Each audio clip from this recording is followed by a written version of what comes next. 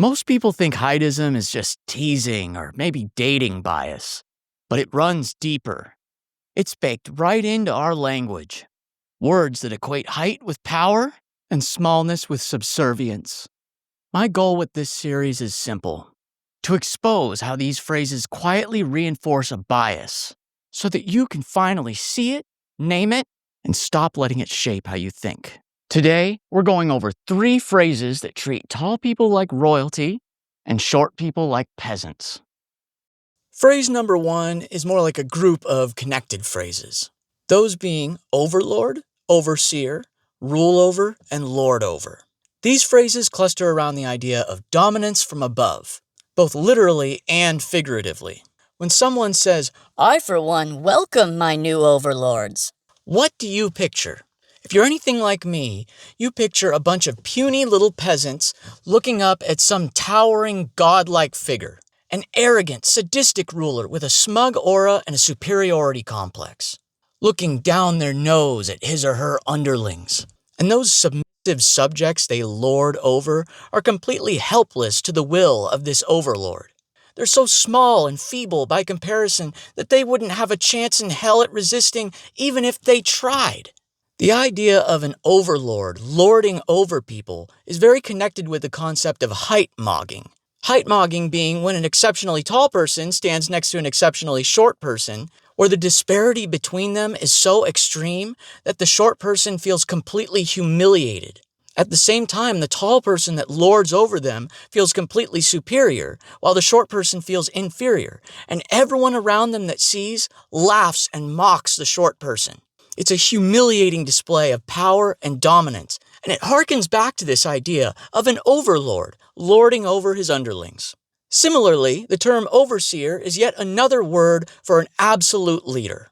An overseer being someone with complete and utter authority over whatever it is that he or she oversees.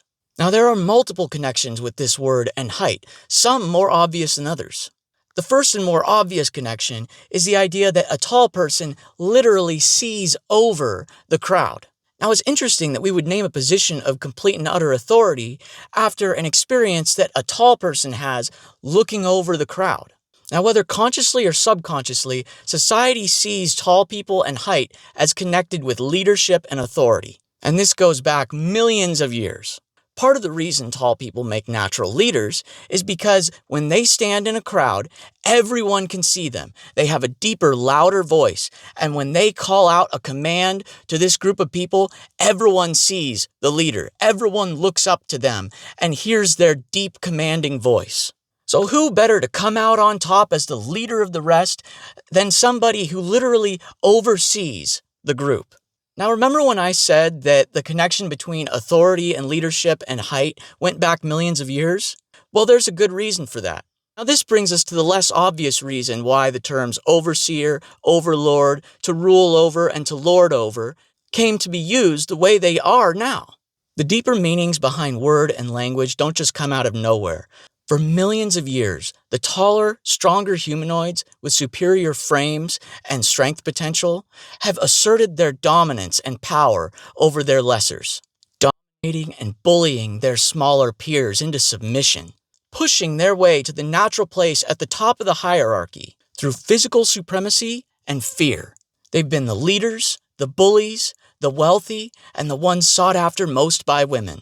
And being that it takes more resources and a healthier upbringing generation after generation to produce someone with such superior stature and status, their mighty, majestic stature has only naturally come to represent that power, privilege, and prestige. And as they accrue more and more resources and prosperity to pass on to their progeny, it's only natural that they pass down those positions of power and privilege, not only through pure nepotism and inheritance, but by the sheer physical power and might of their bodies. If you're small, frail, stunted, and inferior, you would never dare oppose the might of your mighty towering overlord. You couldn't even reach to defend yourself. Thus is the fate of the small. As you can see, it's quite clear. These terms are deeply connected with hierarchy, and this hierarchy is based on height, status being determined by verticality, with the peasants below and the rulers above. both literally and figuratively. When you think about it, these aren't just phrases. It's a whole system of language passed down for centuries that rewards height with status. And if you're not tall, you're the one being ruled over. Now let's look at the next one. And be sure to like this video if you find this enlightening. Phrase number 2, we all know this one. Your Highness. Yes, Your Highness, I bow before you, Your Majesty, Your power, you're so high and mighty. This term directly associates elevation with supreme authority. When a king or queen sits upon a throne, they don't put the throne below you. They don't put it at eye level either. They place it above. Why? For the same reasons that an overlord and an overseer are viewed as powerful and mighty.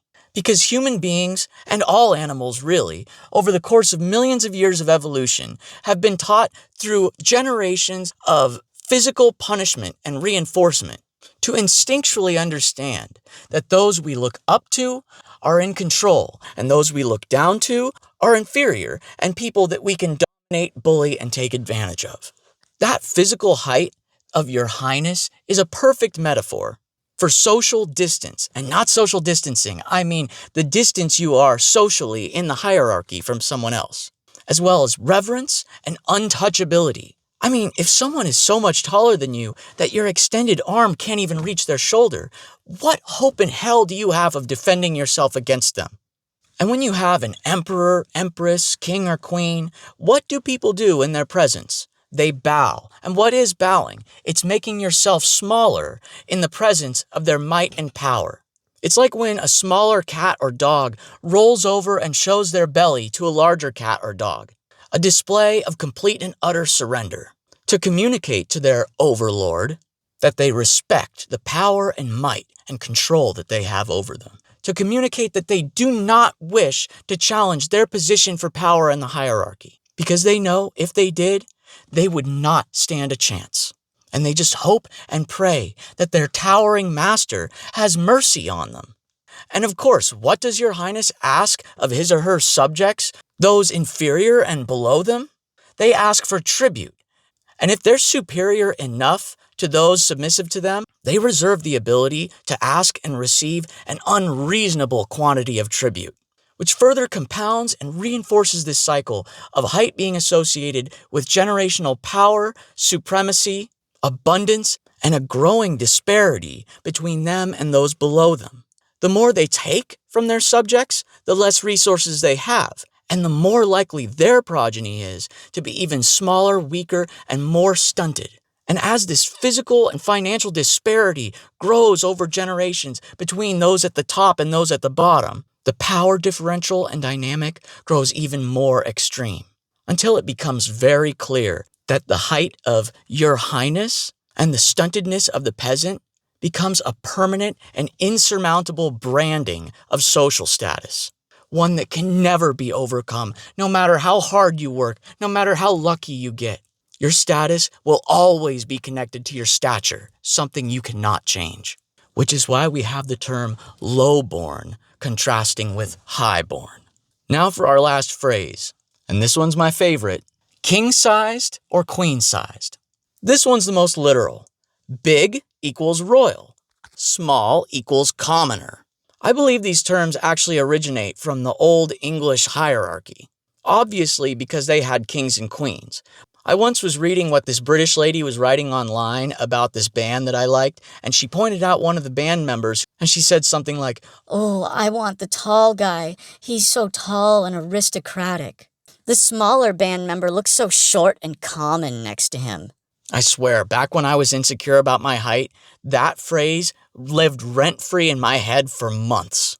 This idea of king-sized or queen-sized being the largest sizes available of something, it calls into question this belief that a lot of people have that all the kings and queens and leaders throughout history were all short guys with inferiority complexes, all overcompensating. And there were a good number of short leaders throughout history who achieved their positions by pure luck or circumstance. But there's an overwhelming trend that connects height and power that cannot be denied. So if we humor these people and believe that all the kings throughout history were all little manlets with short man syndrome, then why have we developed this language of largeness connecting monarchy with size? Language takes many generations to develop, and the only possible way this could have happened is if there was some real tangible connection between the two. And history shows that there was. These phrases, king size, queen size, they imply that to be kingly or queenly is to be physically large, commanding, and superior. So what's greater than a king or queen? A god. So what's next? God size? Goddess size? I mean, the way society sees it, whether consciously or subconsciously, the taller you are, the larger your skeletal frame, the more power you have over others, the closer you are to divinity. So it would only make sense that the largest size would be God or goddess size, because when you look up at a towering woman or a towering man, you think, oh my, You have the body of a god. You have the body of a goddess. And since we've already got king size, queen size, what's next? How about peasant size for the smallest size? Since height and frame are so deeply connected with power, it would only make sense that we call the smallest size peasant size. So bring it on, mattress firm. Let's have god size and goddess size for those 6'9" overlords that play basketball or volleyball for Stanford University and then get fast-tracked into the position of high-level corporate suite. So how about you? How do these phrases make you feel? Whether you're tall or short? And are there any height-related phrases you've heard that I should cover in the next one? Drop a comment and let me know, because I read every single one. And if you haven't seen part 1 of this series, you should go check it out. It breaks down 5 other phrases that prove Heightism is everywhere.